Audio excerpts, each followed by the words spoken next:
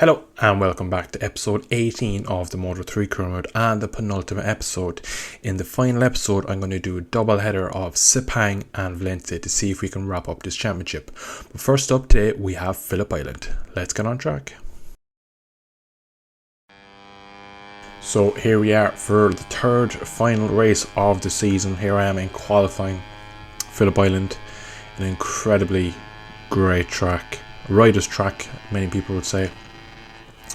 And I tend to agree with them. It's a track, no matter what class, no matter what bike, the top riders always rise to the top of this track. You think over the years, Rossi, Stoner, Lorenzo, Marquez, they've all had countless victories here. It's up there with Assen for one of the kind of tracks that the rider makes the difference most. But as you can see here in qualifying, dry, sunny afternoon, and 0.2, nearly 0.3 under in sector 1. Ideal conditions for a hot lap. Get a small wheelie there out of Honda hairpin. Now, was I getting a big moment on the inside curb. Now, unfortunately, we go nearly 5.5 tenths under. Unfortunately, the race is going to be wet, and around here with these very fast corners, edge of the tyre, a lot of it, it's going to be a difficult race. I'm not too confident. I feel like I'm going to struggle just because of tracks this year that I've been to in the wet. We are 0.6 under, we are flying it in the dry. If it was a dry race, I really feel like I could pull away from the front lead the whole race, but unfortunately it's going to be wet, so we're going to have to deal with that in the race. As we come into turn 12, final corner, run it wide, pick up a late apex, kind of missed the apex really, but I get a good drive onto the home straight. As we barrel down to turn 1, we get pulled by 0.8 of a second. So here we are for the race. P1 on the grid from Pedro Costa and German Masia. It's going to be a tough one. It's a wet track, so hopefully towards the end of the race I'll pick up speed if I can stay in the pack, but I'm not too confident, unfortunately.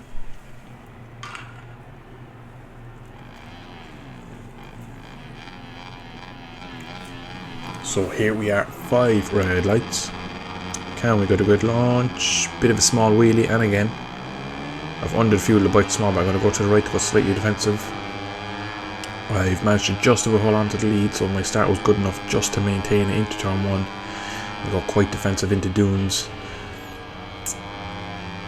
just trying to get a feel of the conditions opening lap. So come into southern loop, and I just cannot get the bike turned. I'm running wide, huge through there. The lack of lean angle I could take in the wet really pushed me wide there. So this lap is going to be a discovery, an exploration to see how hard it is in these conditions. As we actually get out onto the grass, massively upset the bike. Couldn't get the bike stopped, and we lasted 4 corners. We've already made a huge mistake, and we've dropped back to P13 behind Mino and the gas of Guevara, I think, as the other gas Garcia just goes up the inside. So a terrible start, and there's been a collision with Filip Salac. I ran it wide and came back for a late apex and kind of sat up, and we've collided. Unfortunately, he's gone down. We're going to put that down to a racing incident. I was the lead rider. I can't really. He kind of put himself in a position for that to happen, unfortunately. But yeah, I am struggling early on here to hit apexes and take a racing line. Most corners, I get to the mid corner. Rear end, not happy there, sliding it up. Big mistakes there already. Even in the last corner here, massively wide. Just pulling it back, trying to get a good run onto straight, picking up the slipstream of Garcia in front. So we're almost out of the points. There's one rider behind me, and then we're out of the points.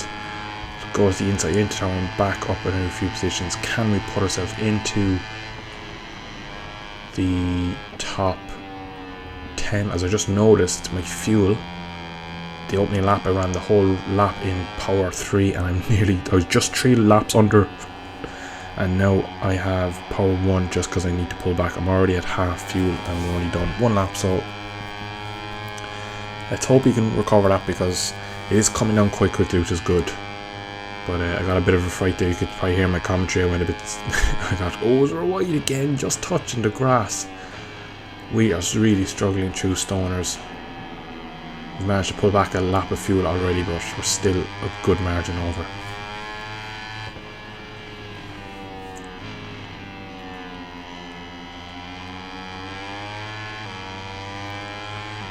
So still sitting in P14. Unfortunately, we actually get a great run around Garcia into P13 through turn 8, rear end, not liking it, squirming under the acceleration. So the fuel situation, we've managed to get a hand. When I first saw 3 laps under fuel, I worried that we were going to run out of fuel, but we managed to catch it early enough that we could recover the fuel. So back down to just about half a lap over. So panic over.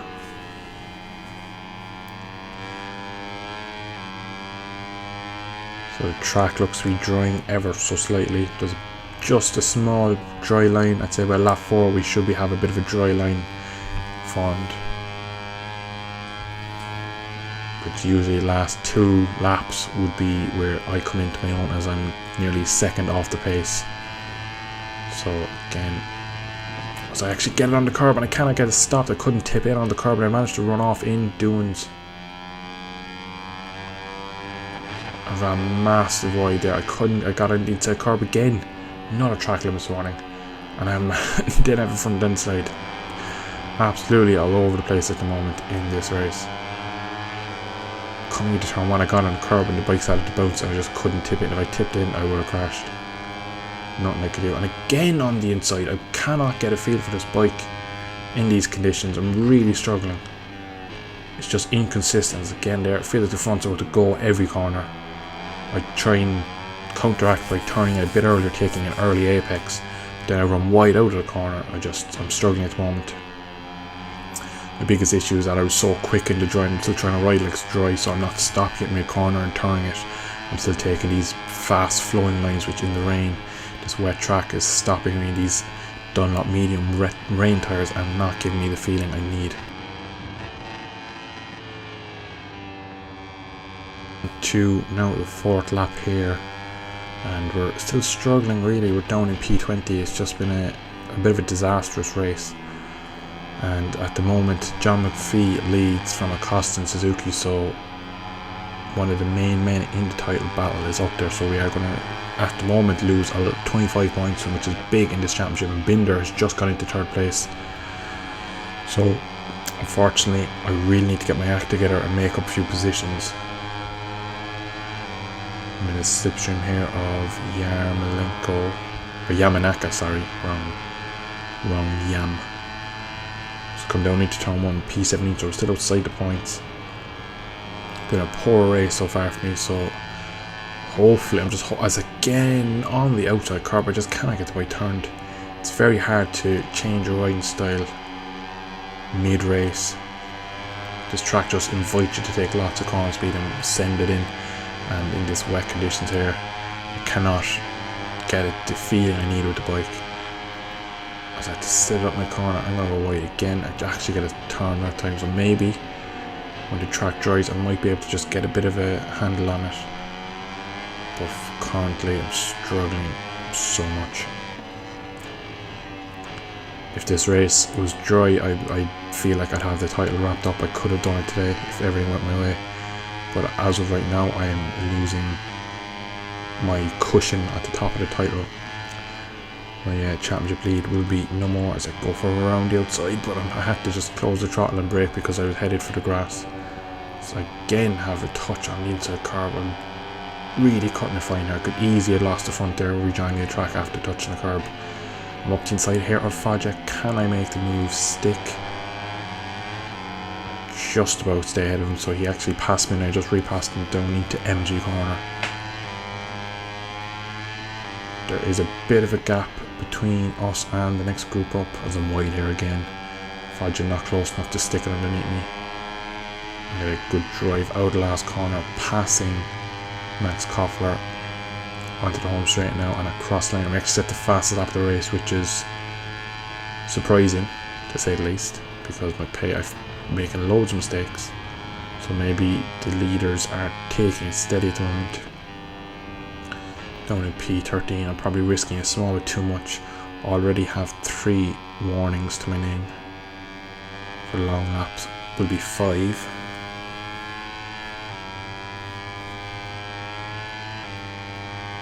Can we get Dennis Onchu up here, gaining on him? I'm going to go to the outside into Stoner, or through Stoners, and down into Honda Hairpin, hard on the brakes. Just running it wide, front end plus testing, but we've managed to just stay in front of him.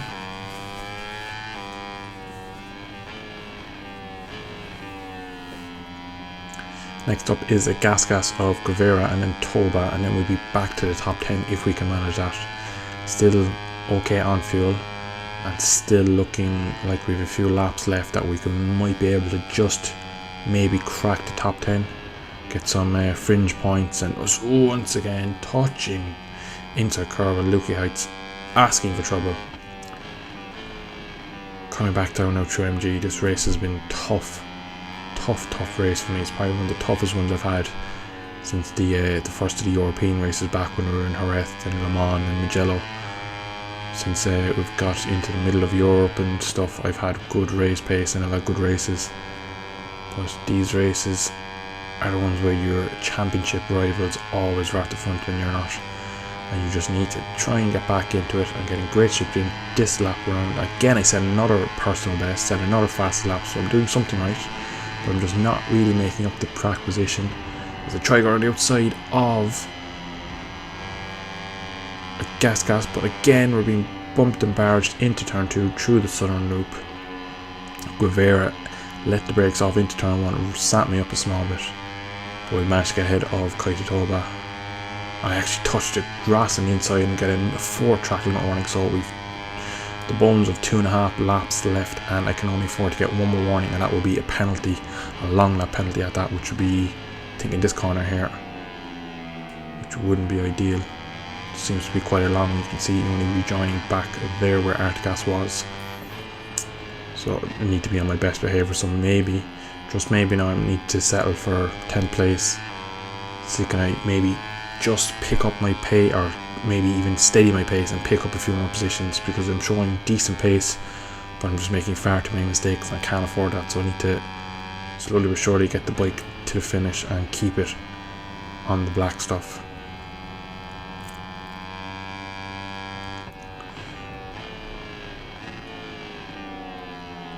Just cannot get it turned. I'm having the same trouble all year long at this KTM in these conditions.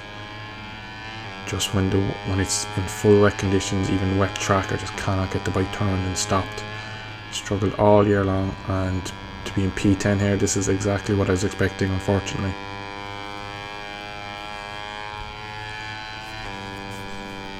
So we come on to the penultimate lap, and I am 0.7 behind Artigas, and he's just behind Messia, so chances of a P8 maybe, if I get lucky. But I still have that 4 track limit warning hanging over me.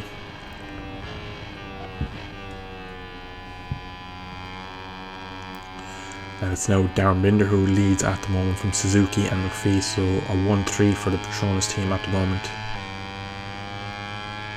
Can't see exactly where the 2 Grassinis of Alcoba and can't think of his name. Oh, that could be a penalty. Somehow managed to get away with it. Just trying to think of Gabby Rodrigo's name. There it comes, and I just completely got my braking wrong. Made a huge error into Honda Hairpin, and I'm really lucky that running wide at the penalty loop corner I didn't get along that penalty. Now we're stuck in P12, back behind the 2 men that made it very difficult for me to pass. There's no way I can pass them around the outside on Lukey Heights. If we get tight on exit, I might be able to outbrake one of them into MG, but again it's unlikely as I get a snap on the rear from the rear of the bike, and Toba sends it up the inside on his CIP Green Power KTM. I'm just back into P10, so we're coming up now to the last corner, and then we'll be on to the final lap. And it's been a tough race for me. Gabby Rodrigo, as I mentioned, has got into P3, so it looks like all my championship rivals are in top 4 at the moment. And Binder's dropping back. He's been slipstreamed to the line, but it looks like, because Gary Rodriguez and Suzuki have gone from second and third respectively into the lead and second. So yeah. Oh, once again, absolutely playing with the limits, playing with fire. If I was to get a long, once again, I'm fairly sure I touched the grass there. I don't know how that wasn't a long lap penalty. Just so I was saying, if I did get a long lap penalty now, I surely would drop out of the points. With Guevara and Toba sitting half a second behind me. They're actually pulling in quite nicely onto the back of Artigas now. Is there going to be a chance of P9? I ran it just a bit too wide. If I maybe got a better ride out there, I could maybe try to move into MG. Right now we are right on the back of Artigas for the first time all race.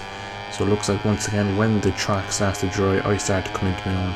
Can I try around the move on the outside of the wool shed or the hay shed? Doesn't work.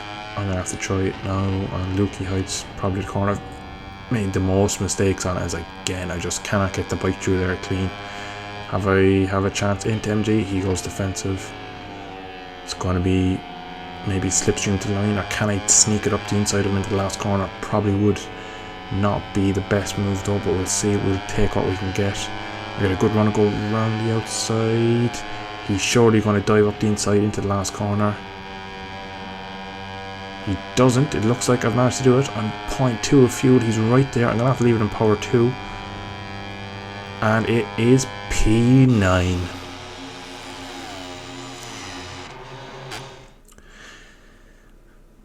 Disappointing race, and it is John McPhee in the end who wins it from Gabriel Rodriguez, Tatsuki Suzuki coming home in third. I still have 24 points over Darren Binder, so my championship wasn't too bad. So yeah, poor result in Australia. But that's where I'm going to leave today's episode. So the penultimate episode is done. One more episode will be out in the next few days. It'll just take a bit longer to edit and get up because it will be probably close to 50 minutes with 2 full races in it. So that will cover Sepang and Valencia, and hopefully in that video we can wrap up the title and then it'll be on to Moto2. So thank you so much for watching, and I shall see you in the next video. Bye bye.